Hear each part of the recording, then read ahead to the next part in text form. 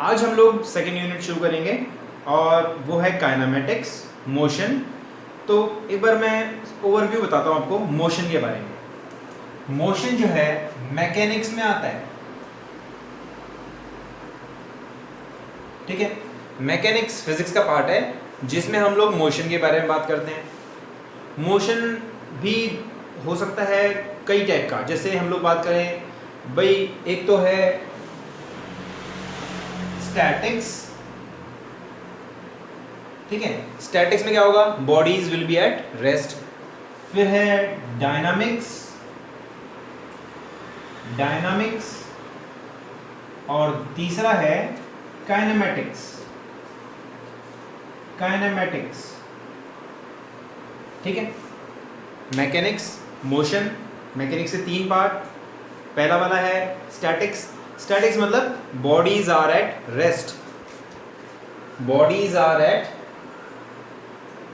Rest, ठीक है। नाम से मालूम पड़ रहा है स्टैटिक है, स्टैटिक्स।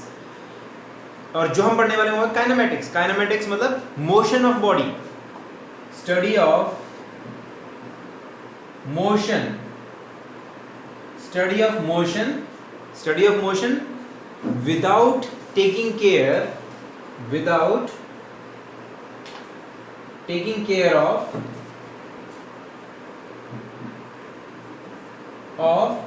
कॉज ऑफ मोशन, ठीक है।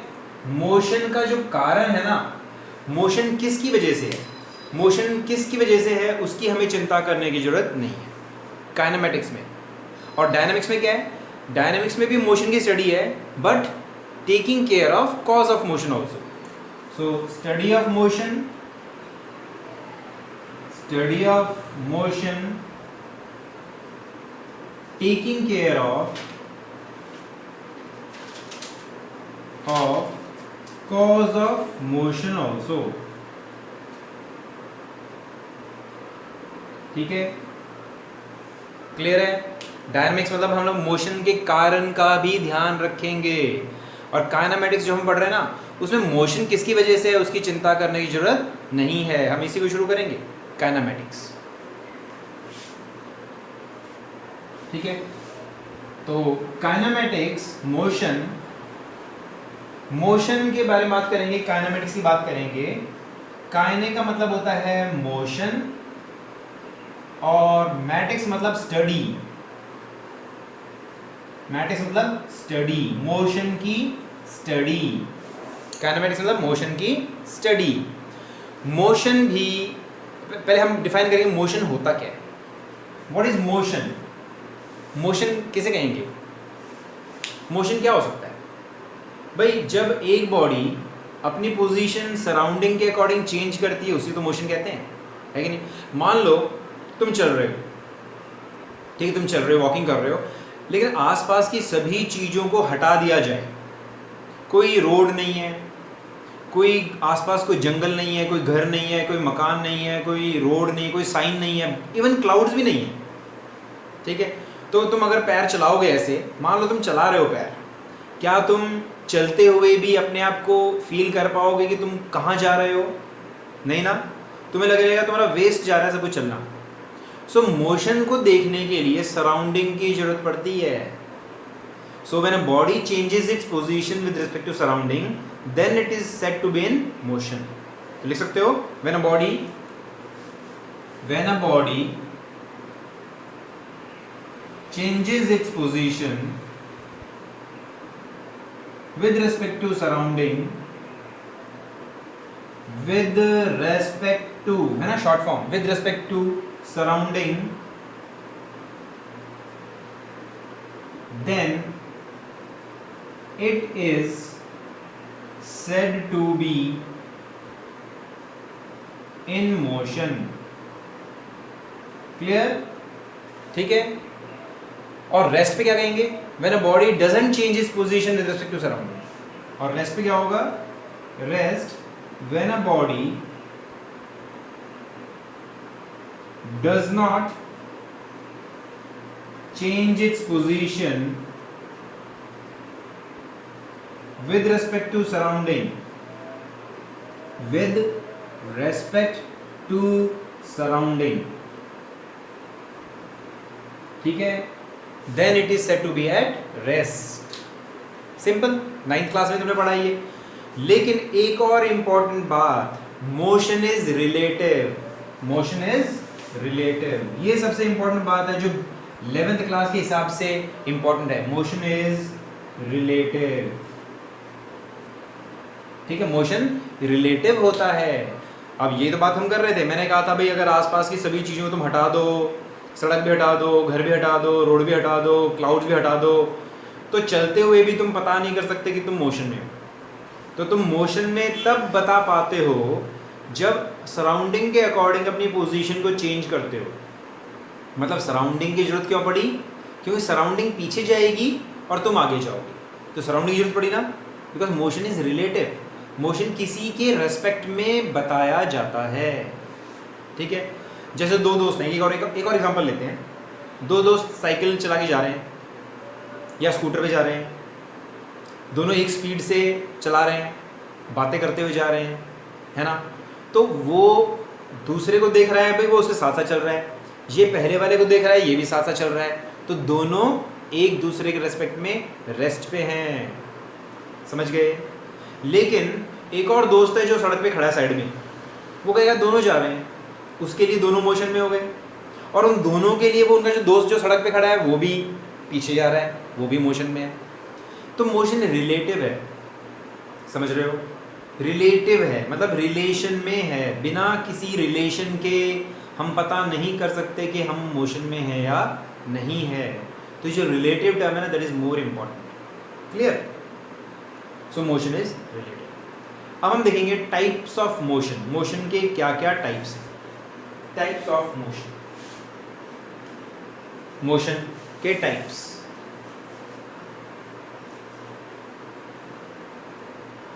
टाइप्स ऑफ मोशन जो हम लोग पढ़ेंगे, पहला है, पहले हम कहते हैं rectilinear and translatory.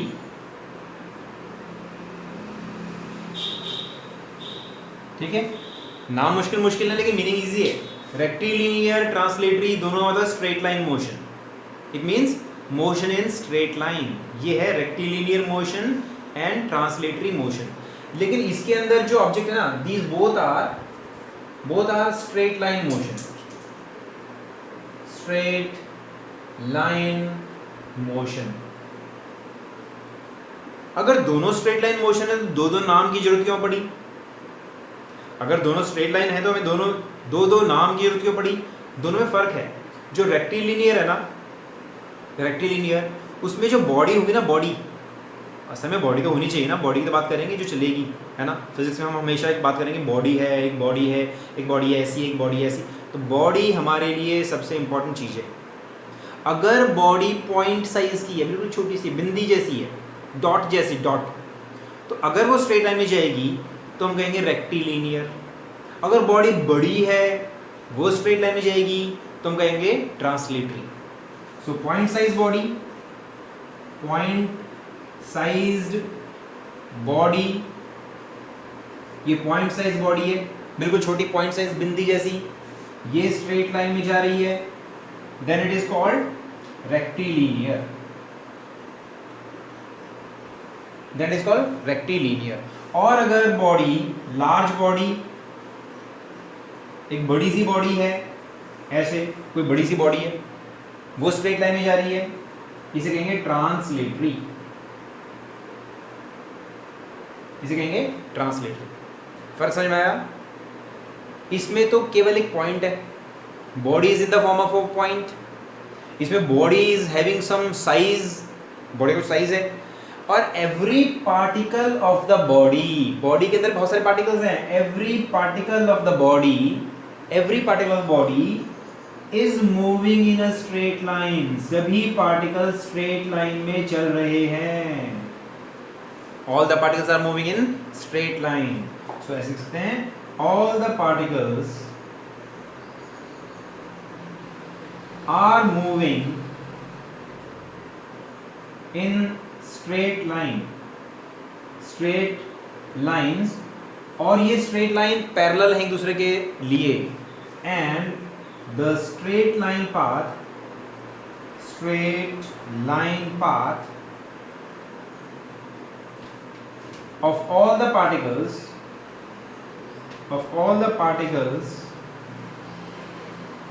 are parallel. ठीक है, सभी पार्टिकल्स जो हैं पैरेलल जा रहे हैं. सो this is first kind of motion. Motion straight line में भी दो पार्ट्स में ब्रेक किया, एक रेक्टिलिनियर, दूसरा ट्रांसलेटरी. ट्रांसलेटरी में बॉडी का साइज बड़ा होगा और रेक्टिलिनियर में बॉडी का साइज पॉइंट होगा. ठीक है, सो नोट कर लो फटाफट. And the second one is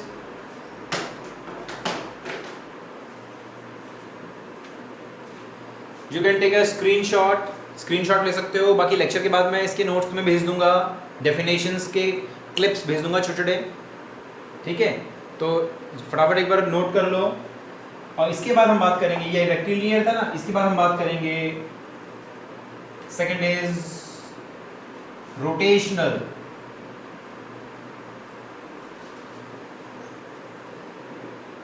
circular. ठीक है, नाम से मालूम पड़ रहा है रोटेशनल एंड सर्कुलर. फर्क क्या है? फर्क वही है, ये body point size for point sized body, इसमें पॉइंट साइज बॉडी होगी और इसमें body will have some size. Body will have some size, कुछ साइज होगा. ठीक है, आसान सी बात लग रही है ना, लेकिन बहुत इंपॉर्टेंट फर्क है. एक पॉइंट साइज है, पॉइंट साइज गोल घूम रही है ऐसे, एक पॉइंट साइज गोल घूम रही है, ये पॉइंट साइज है बॉडी और ये गोल घूम रही है. ये तो है सर्कुलर. अगर बॉडी है फाइनाइट शेप की और वो गोल घूम रही है तो ये होगा rotational. This will be rotational. फर्क क्या है? ये तो सिंगल रास्ते पे घूम रही है, सिंगल रास्ता है, सिंगल सेंटर है ना. इसमें क्या है? इसमें सभी particles, all the particles of the body, जितने भी पार्टिकल्स हैं ना बॉडी के, सभी सर्कुलर पाथ में मूव कर रहे हैं. ये वाला पार्टिकल ऐसे वाले सर्कल में मूव कर रहा है, ये वाला पार्टिकल ऐसे वाले सर्कल में मूव कर रहा है, ऐसे. ये वाला पार्टिकल ऐसे वाले सर्कल में मूव कर रहा है. और कैसे सर्कल्स हैं ये? These are concentric circles. These are concentric circles. ये सभी कैसे सर्कल्स हैं? These are concentric circles. फर्क समझ में आया? This is circular, this is rotational. समझ गए? Easy? तो लिख सकते हो all the particles of the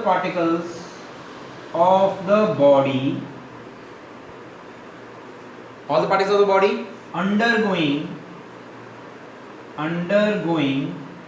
rotational motion.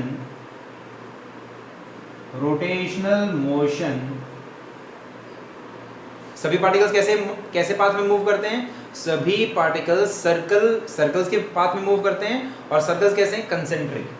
undergoing rotational motion, all the particles of the body undergoing rotational motion trace concentric circular paths.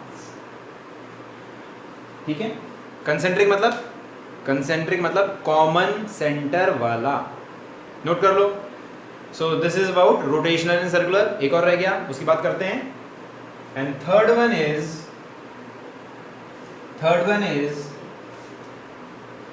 Vibrational and oscillatory. ठीक है, vibrational and oscillatory.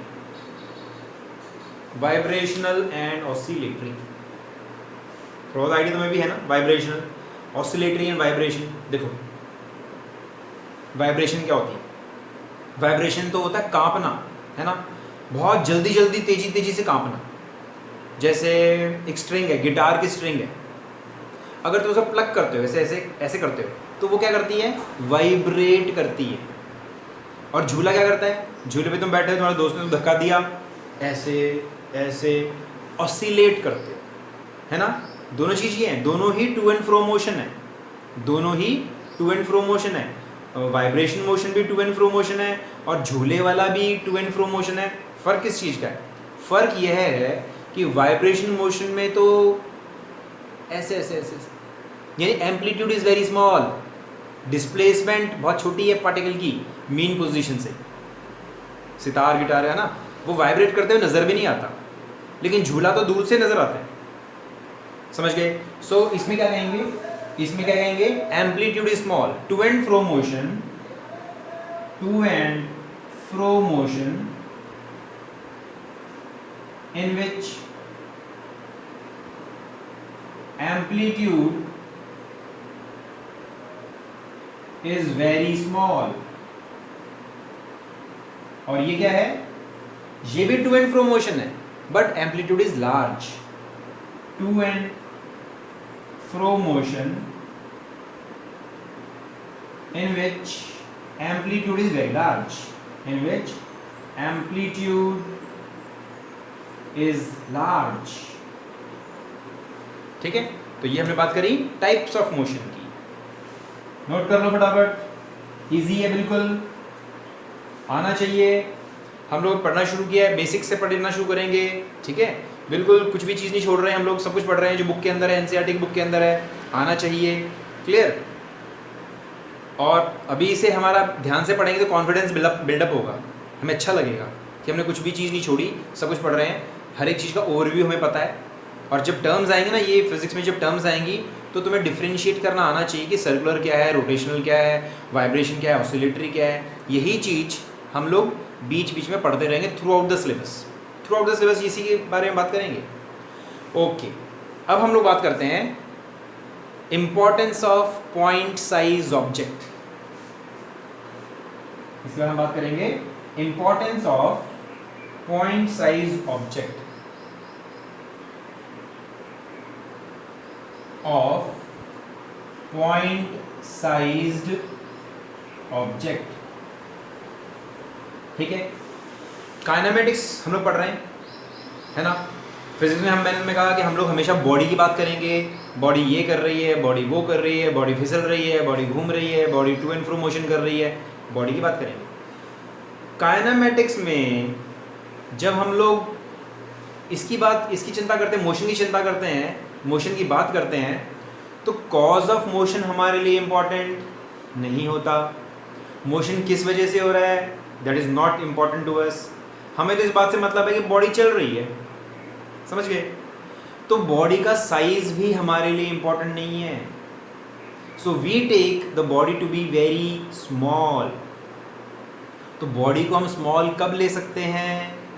क्या हम सभी बॉडी को स्मॉल ले सकते हैं? सोचो, एक बड़ी सी ट्रेन है ना, मतलब एक ट्रेन कितनी बड़ी होगी, 100 मीटर बड़ी, है कि नहीं। तो 100 मीटर बड़ी ट्रेन अगर स्टेशन पे थोड़ा सा इधर उधर जाती है, तो स्टेशन पे थोड़ा सा आगे पीछे जाती है, तो क्या हम ट्रेन को डिस्टेंस ट्रेवल के अकॉर्डिंग पॉइंट साइज मान सकते हैं? नहीं मान सकते ना। ट्रेन भी 100 मीटर बड़ी और स्टेशन 200 मीटर बड़ा, तो 200 मीटर बड़े स्टेशन में 100 मीटर ट्रेन इधर उधर जाएगी तो बड़ा फ़र्क होगा ना, तो हम उसको पॉइंट नहीं ले सकते। लेकिन वही ट्रेन अगर कश्मीर से कन्याकुमारी जाए, गुजरात से आसाम जाए, तो डिस्टेंस कितनी हुई? 4000 किलोमीटर, 3000 किलोमीटर। तो 3000 किलोमीटर के कंपैरिजन में 100 मीटर तो कुछ भी नहीं है। Then we can take the train to be a point sized. समझ गए? इसका मतलब क्या है? When the distance travelled by body is very small as compare to the distance travel, then the body can be taken to be point sized. लिख सकते हो, when distance travelled by a body is very large as compared to its own size, then the body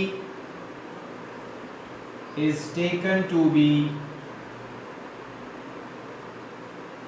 point sized. ठीक है, book के अंदर कुछ questions हैं, NCERT के क्वेश्चंस हैं जिसके अंदर बहुत सारी सिचुएशंस दी हुई हैं और तुमसे पूछा जा रहा है कि बताओ बॉडी पॉइंट साइज है या नहीं है। सो पॉइंट साइज कब होगी? When the distance travelled by it is very large as compare to its own size. Clear? ठीक है, एक कमरे में, एक रूम के अंदर अगर एक छोटी सी चींटी मूव कर रही है तो हम चींटी को पॉइंट से दिखा देंगे तो फर्क नहीं पड़ेगा, लेकिन उसी कमरे में अगर हाथी घूम रहा है तो वी कैन नॉट इग्नोर, है ना, हाथी कहाँ पर है? हाथी तो पूरे कमरे में भरा पड़ा है। So it is very large, we can not take it as a point. So point is when the size of the body is very small as compare to the distance travelled by it, then the body is taken to be point sized. ठीक है, example, when train is traveling from Kashmir to Kanyakumari, then the train can be taken। एक example और देते हैं, numerical हमारे exam numericals आएगा बीच में कि अगर एक 100 मीटर लंबी ट्रेन है, एक 100 मीटर लंबी ट्रेन है, ठीक है, और वो 1 किलोमीटर लॉन्ग या यूं कह लो 500 मीटर लॉन्ग ब्रिज, ये ब्रिज है, दिस इज ब्रिज,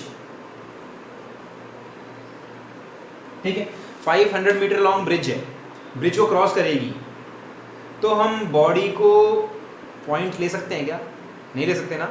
ठीक है, सो दैट इज इम्पॉर्टेंट। तो अब हमारी ट्रेन क्रॉस करा हुआ कब मानी जाएगी? When the train is said to be have cross the bridge, when the last bogie crosses the bridge. आखिरी डब्बा जब ब्रिज से उतर जाएगा तब हम कहेंगे भाई उतर गई, अब तो ट्रेन चली गई। इसका मतलब क्या? लेंथ इंपॉर्टेंट है ना। So we can not take it as a point size. That's it, इतनी सी बात है, बहुत बड़ी बात नहीं है, सिंपल सी बात है। क्लियर? अब हम बात करेंगे dimensions of motion. Dimensions of motion,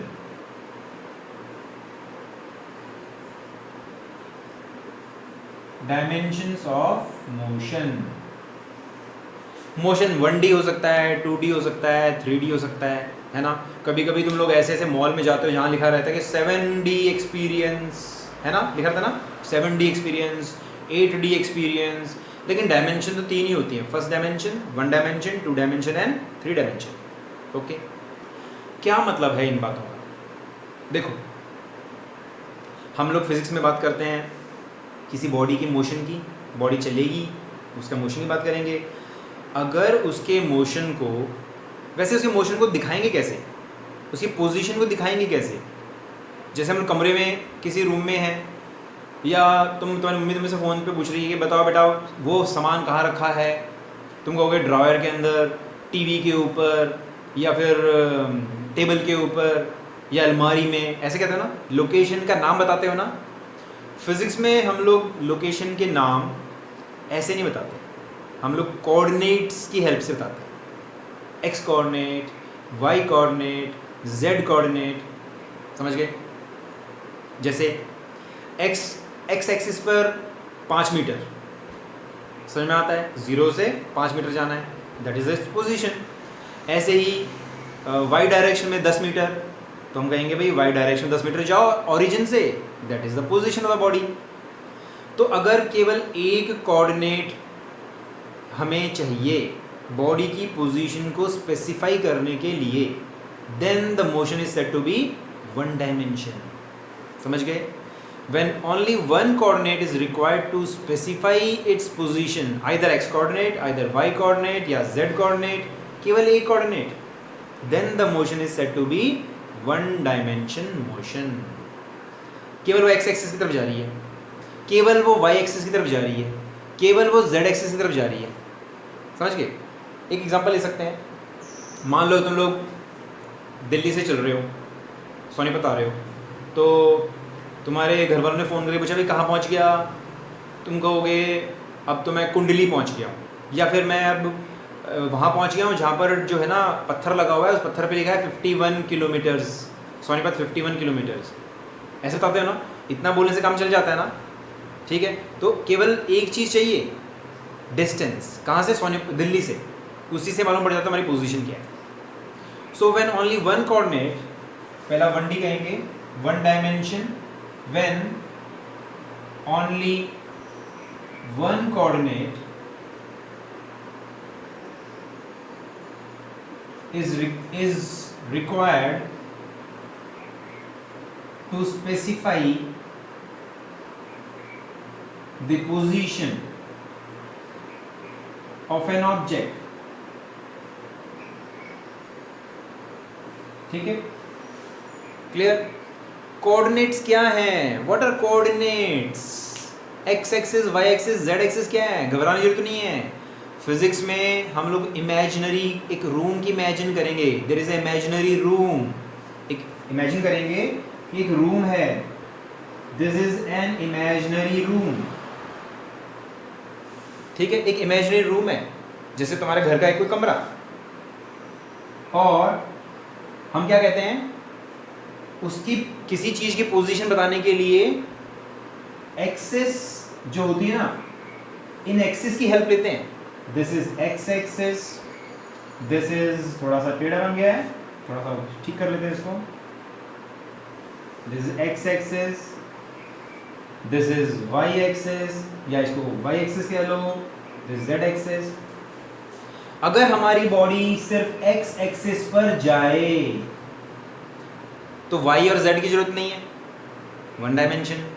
ऐसे ही हमारी बॉडी केवल जेड डायरेक्शन में जाए, वाई और एक्स की जरूरत नहीं है, only one coordinate is required, then also it is one dimension. Easy, क्या प्रॉब्लम है? एग्जांपल लेते हैं, एक लंबी सी रस्सी के ऊपर चींटी चल रही है, that is also one dimension, है ना? हम कहेंगे चींटी कहाँ पर है भाई, इस किनारे से अब यहाँ पहुँच गई, वन डायमेंशन, केवल एक कोऑर्डिनेट की जरूरत पड़ेगी। And what is two dimension? Two dimension में क्या होगा? टू डायमेंशन में दो कोऑर्डिनेट्स की जरूरत पड़ेगी पोजीशन स्पेसिफाई करने के लिए। तो क्या लिखोगे? When two coordinates are required to specify the position of an object, then the motion is said to be two dimension. क्या बड़ी बात है? देख लो क्या लिखेंगे हम लोग, लिखेंगे टू डायमेंशन में, टू डायमेंशन लिखेंगे when two coordinates, when two coordinates are required two coordinates are required to specify the position of an object। हम लोग वेलोसिटी वगैरह की बात नहीं कर रहे, हम तो सिर्फ पहले बात करें पोजीशन की। केवल दो कोऑर्डिनेट्स जरूरत पड़े, when two coordinates are required to specify the position of an object, then the motion is said to be two dimension motion। ठीक है, then the motion is said to be two dimension motion। Clear है? बड़ी easy बात है। Example लेते हैं, example क्या है? तुम लोग प्लेग्राउंड में खेल रहे हो, ठीक है, प्लेग्राउंड में खेल रहे हो, या कैरम बोर्ड खेल रहे हो, कैरम बोर्ड में कॉइन है, तो कॉइन की पोजीशन कैसे मालूम पड़ेगी? ये तुम्हारा कैरम बोर्ड है, तुम्हारा कॉइन यहाँ पर है, this is X axis, this is Y axis, then what is the position of the coin? X axis में इतनी, वाई एक्सिस में इतनी, मान लो A and B, so its coordinates are A and B. So two coordinates are required, दो coordinates की जरूरत पड़ी पोजीशन समझाने के लिए। ठीक है भाई, बॉडी चलेगी तो पोजीशन चेंज होगी ना। जब बॉडी चलेगी तो क्या होगा? पोजीशन चेंज होगी। पोजीशन चेंज होगी मतलब क्या है? एक जगह से दूसरी जगह जाएगी, तो एक जगह से दूसरी जगह जाएगी तो क्या क्या हो सकता है? या तो स्ट्रेट लाइन में जाए, एक कोऑर्डिनेट्स, केवल एक कोऑर्डिनेट चेंज हो, लेकिन स्ट्रेट लाइन में जाए लेकिन दो कोऑर्डिनेट चेंज हो, ऐसा तो हो सकता है। स्ट्रेट लाइन में जाए और दो कोऑर्डिनेट चेंज हो, जैसे ग्राउंड में जा रही है, प्ले ग्राउंड में जा रही है, इस कॉर्नर से इस कॉर्नर जा रही है, तो दो कोऑर्डिनेट्स चेंज हो रहे हैं ना उसके। It is not only moving in X axis, it is also moving along Y axis. Easy. एक दीवार पे छिपकली चल रही है, उसकी पोजीशन कैसे बताएंगे भाई? इस दीवार से इस वाले किनारे से यहाँ पर और इस वाले किनारे से यहाँ पर दो कोऑर्डिनेट्स चाहिए, that is also two dimension. दो कोऑर्डिनेट्स की जरूरत पड़ती है, two dimension. And what is three dimension? जब तीनों कोऑर्डिनेट्स की जरूरत पड़े। क्या लिखेंगे, लिख लो, when all the three coordinates are required, three dimension में क्या लिखेंगे, when all the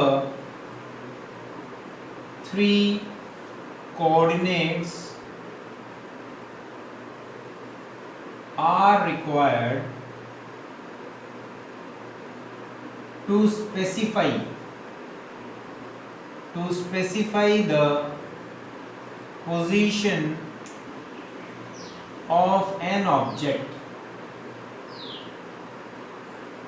then the motion is said to be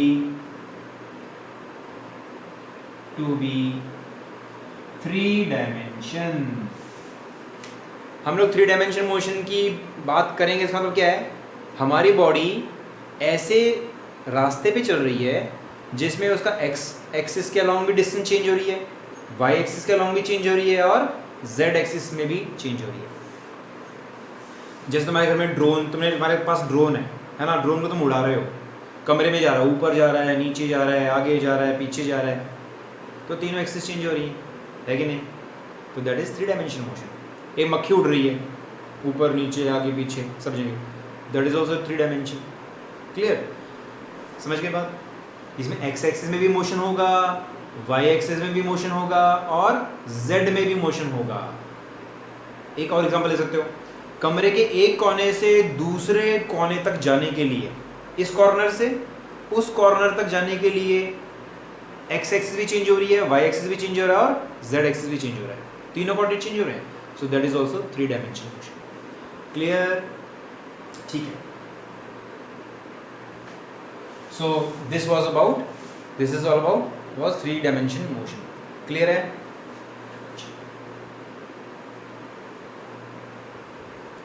इसके बाद हम जब मोशन शुरू करते हैं, हम तभी से अपनी मेजरमेंट शुरू कर देते हैं, तो कुछ उसी बात भी कर लेते हैं। जब हमारी बॉडी चलना शुरू करेगी, हम लोग बात करें motion in one dimension, 1D motion, ठीक है। जब हमारी बॉडी चलना शुरू करेगी तो स्टार्टिंग पॉइंट को कहते हैं ऑरिजिन, ठीक है। स्टार्टिंग पॉइंट को ऑरिजिन, स्टार्टिंग पॉइंट मतलब क्या है, क्या यहीं से चलना शुरू किया हमारी बॉडी ने, नहीं, यहां से हमने नोट करना शुरू किया है। चल तो पहले भी रही थी, है ना, चल तो वो पहले से रही थी, लेकिन हमने उसको यहां से स्टडी करना शुरू किया है, इसे कहेंगे ऑरिजिन। उस समय हम लोग लेंगे time t is equal to 0, because it is origin. यहाँ से हमारे बॉडी ने चलना शुरू किया है, ऐसा नहीं है बॉडी तो चल रही थी लेकिन हमने ऑब्जर्व करना शुरू किया, ठीक है। तो ऑरिजिन के लेफ्ट में जो है पोजीशन नेगेटिव होगी, यहाँ पर नेगेटिव पोजीशन होगी, और ऑरिजिन किस तरफ हम कहेंगे, पॉजिटिव पोजीशन, ठीक है। ऐसा करना इजी रहता है। देखो, जब भी हम कुछ काम करते हैं, जब भी हम मेजरमेंट करते हैं तो जीरो से करना शुरू करना पसंद करते हैं ना। मैं तुम्हें मेजरमेंट में बताया था कि तुम दुकानदार के पास जाओगे कुछ सामान लेने के लिए, वो वेइंग स्केल पे रखेगा तो ज़ीरो पे होना ज़रूरी है ना, इसीलिए ज़ीरो पे ना हो तो फ़र्क नहीं पड़ता, ठीक है। लेकिन ज़ीरो पे कर देंगे तो भाई ज़ीरो से अगर 5 मीटर गया है तो डिस्टेंस कितनी ट्रेवल, 5। अगर 10 मीटर गया है तो डिस्टेंस इज 10, है कि नहीं, क्योंकि ऑरिजिन हमारा 0 पे है। अगर ऑरिजिन 5 पे हुआ, 5 पे है, तो अगर वो 10 पे पहुंच गया, इसका मतलब क्या है कि डिस्टेंस ट्रेवल इज 10 माइनस 5। तो थोड़ा सा इजी करने के लिए हम लोग क्या करते हैं, ऑरिजिन को 0 पे ले लेते हैं। ऑरिजिन से राइट साइड पॉजिटिव, ऑरिजिन से लेफ्ट साइड नेगेटिव, समझ गए, क्लियर है, ठीक है। तो आज हम लोगों ने बेसिक्स करें मोशन की। कल हम लोग इसके बारे में हम लोग पढ़ेंगे डिस्टेंस, डिस्प्लेसमेंट, स्पीड, वेलोसिटी, ठीक है। थोड़ा सा 11th क्लास में भी, मतलब 9th क्लास में आप लोगों ने पढ़ा है, सेम यही चीज़ पढ़ी है, लेकिन अब हम थोड़े से अच्छे क्वालिटी के क्वेश्चंस करेंगे, ठीक। क्वेश्चंस जो हमारे अच्छी क्वालिटी के होंगे, हायर लेवल के होंगे। थोड़ा सा तुम्हें बेसिक्स क्लियर होना चाहिए, हल्का फुल्का नहीं हो तो कोई बात नहीं, चिंता की बात नहीं है, क्लियर। और जो तुम्हें मैंने असाइनमेंट भेजी है, पिछले यूनिट के नोट्स भेजे हैं, उसमें ऑब्जेक्टिव क्वेश्चंस हैं, वो सारे सॉल्व कर लेना, ठीक है। कोई डाउट हो तो मुझसे व्हाट्सएप पे तुम पूछ सकते हो, क्लियर। सो